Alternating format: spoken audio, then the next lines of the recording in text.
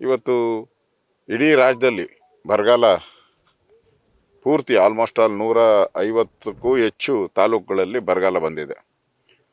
So ಇಷ್ಟು ದೊಡ್ಡ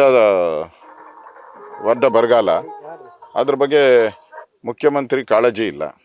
ಅವರು ಯಾವುದೇ ಸಭೆಗಳನ್ನು ಮಾಡಿ ಜಿಲ್ಲಾವಾರು ಬರಬೇಕಾಯ್ತು. ಮುಖ್ಯಮಂತ್ರಿ ದಿನಕ್ಕೊಂದು 3-4 ಜಿಲ್ಲೆಗಳಿಗೆ ಭೇಟಿ ಮಾಡಿ ಸಭೆ ಮಾಡಿ ಅಧಿಕಾರಿಗಳಿಗೆ ಚುರುಕು ಮುಟ್ಬೇಕು. ಇವಾಗೆಲ್ಲ ನಾನು ತಹಸೀಲ್ದಾರ್ ಎಲ್ಲ ಕೇಳ್ತಾ ಇದ್ದೆ, ಅವ್ರು ಹೇಳ್ತಾ ಇದ್ರು ಇನ್ನೂ ಬರ ಘೋಷಣೆ ಆಗಿಲ್ಲ, ಘೋಷಣೆ ಆದಮೇಲೆ ನಮ್ಮದೆಲ್ಲ ಕಾರ್ಯಕ್ರಮ, ಈಗೆಲ್ಲ ಟ್ರೈನಿಂಗ್ ಮಾಡ್ತಾ ಇದ್ದೀರಿ ಅಂತ. ಅಂದರೆ ಇಷ್ಟು 2 ತಿಂಗಳಿಂದ ಬರಗಾಲ ಬಂದ್ರೂ ಕೂಡ ಇನ್ನೂ ಟ್ರೈನಿಂಗಲ್ಲೇ ಇದ್ದಾರೆ. ಜಿಲ್ಲಾಡಳಿತ ಇನ್ನೂ ಟ್ರೈನಿಂಗ್ ಕೊಡೋದು ಅಂತ, ಇನ್ನೂ ಕೆಲಸಕ್ಕೆ ಇಳಿದಿಲ್ಲ. ಪರಿಹಾರ ಏನು ಕೊಡಬೇಕು ಅದಕ್ಕೆ ಇಲ್ಲ.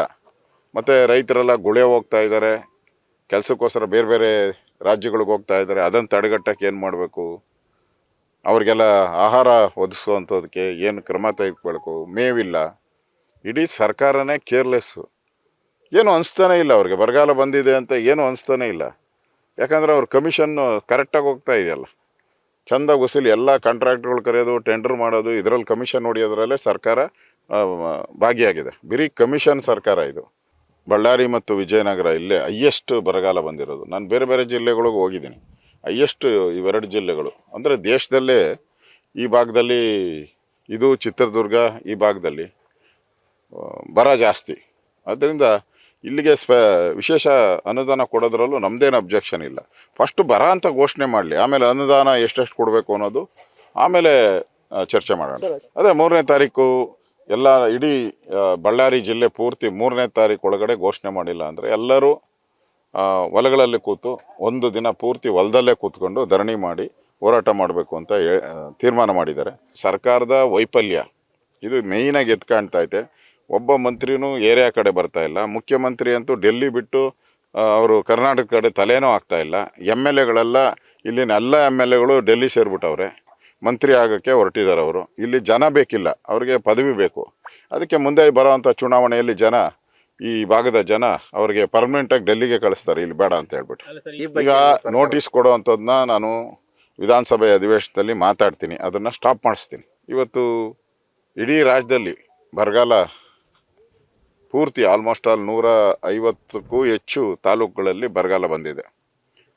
ಸೊ ಇಷ್ಟು ದೊಡ್ಡ ಬರಗಾಲ, ಅದ್ರ ಬಗ್ಗೆ ಮುಖ್ಯಮಂತ್ರಿ ಕಾಳಜಿ ಇಲ್ಲ.